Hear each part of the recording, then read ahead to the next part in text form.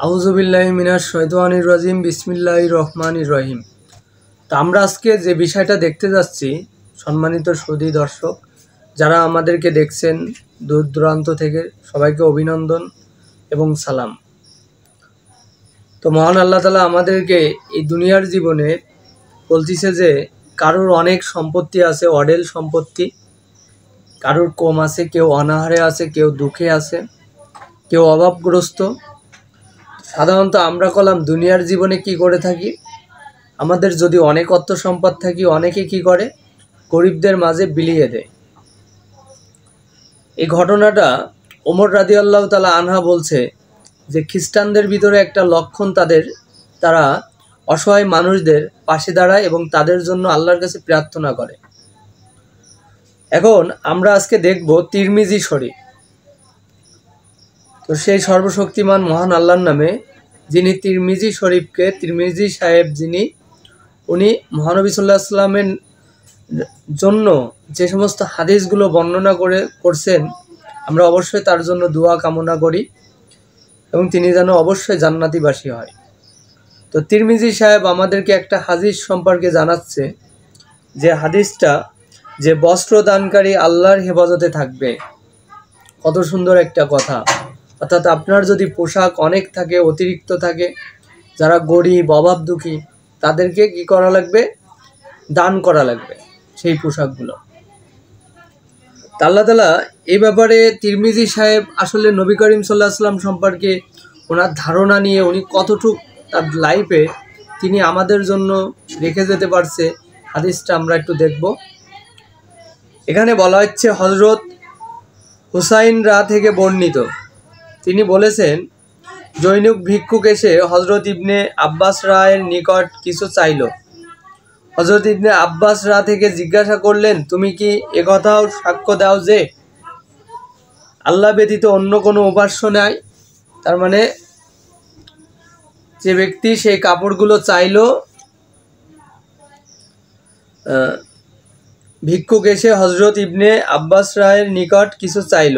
হযরত ইবনে আব্বাস তাকে জিজ্ঞাসা করলে, তুমি কি একথা জানো যে আল্লাহ ছাড়া সাক্ষ্য দেয় যে আল্লাহ ব্যতীত অন্য কোনো উপাস্য নেই?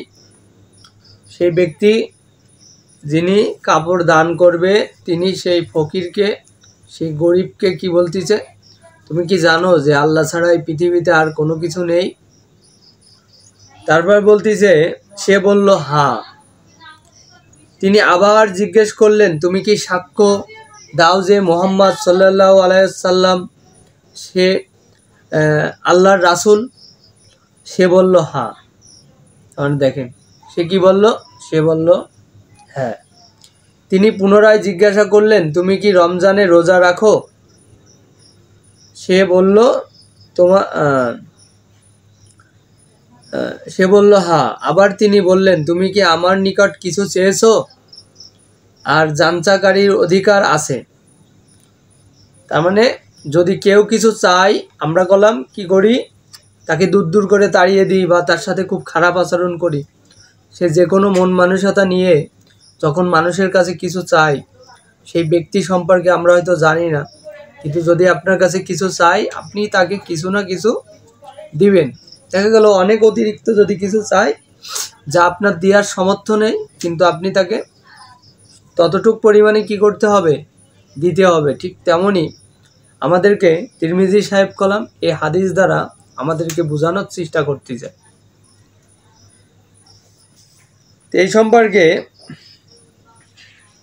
তিনি আবার তাকে বললেন যে কথা বলে তিনি তাকে একটি কাপড় দান করলেন। অতঃপর বললেন, আমি রাসূল সাল্লাল্লাহু আলাইহি ওয়াসাল্লামকে বলতে শুনেছি। তিনি কি বললেন? এবার তিনি বললেন যে আমি রাসূল সাল্লাল্লাহু আলাইহি ওয়াসাল্লামকে বলতে শুনেছি। সেই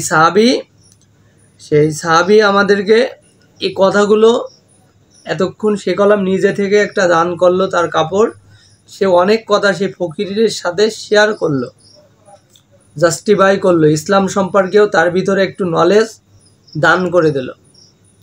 এই সম্পর্কে সেই ব্যক্তিও শুনলো এবং সে নিজেও সমস্ত পৃথিবীর যত মানুষ উম্মত তাদেরকে বোঝানোর একটা চেষ্টা করতেছে। এই সুন্দর কথা বলে কথাটা বোঝানোর চেষ্টা করতেছে। তখন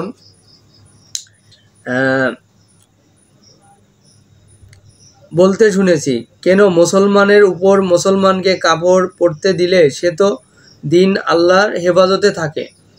বললো রাসূল সাল্লাল্লাহু আলাইহি ওয়াসাল্লাম বলল, যদি কোনো মুসলমান তার কোনো কাপড় অন্য কোনো মুসলমানকে দিয়ে থাকে, সে তা পরিধান করে, আল্লাহ তাআলা সেই পোশাক দানকারীকে আল্লাহ তাআলা বলতেছে তাকে সে আমার হেফাজতে থাকলো। কত সুন্দর একটা বিস্ময়কর ঘটনা।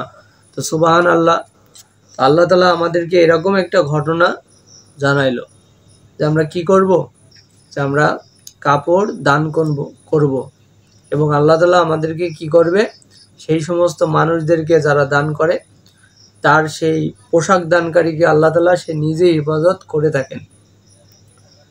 সাধারণত অহংকার হচ্ছে আল্লাহর একটা পোশাক, চাদর, তা নিয়ে যদি কেউ টানাটানি করে আল্লাহ তাআলা তাকে বলছে আমি সেই জাহান্নামের ভিতরে তাকে পিপিলিকার মতো অবস্থায় উদিত করব। এই সম্পর্কে একটা হাদিসও আছে এবং তার জন্য একটা কারাগার থাকবে। সে সমস্ত মানুষ যেভাবে সেদিন উঠবে, কিন্তু তার ওঠার চলন বলন হবে পিপিলিকার মতো এবং সে ওঠার সাথেই সে কারাগার পেয়ে যাবে, তার বিচারের আগেই সে কারাগার পাবে। আর সেই পোশাক যে দান করে আল্লাহ তাআলা বলতেছে সে আমার হেফাজতে থাকে। এই কথা অংশ তার শরীফে থেকে আব্দুল্লাহ ঈসা বলেন, এই হাদিসটি হাসান এবং উপরোক্ত সূত্রে গারিবি।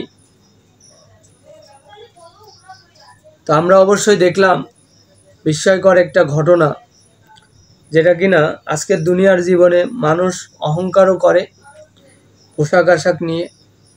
আবার এদিকে পোশাক আশাক মানুষ তারা কি করে, পৃথিবীর বুকে অভাব গরিব দুঃখীদেরকে দান করে থাকে। তো মেহেরবান আল্লাহ যেন সব মানুষকে আল্লাহ তাআলা যেন সেই তৌফিক দান করে থাকেন। আর যারা আমার চ্যানেলের নতুন, অবশ্যই আমাকে সাবস্ক্রাইব করে আমার সাথে থাকবেন, চ্যানেলটিকে শেয়ার করে দেবেন। তো আল্লাহ হাফেজ।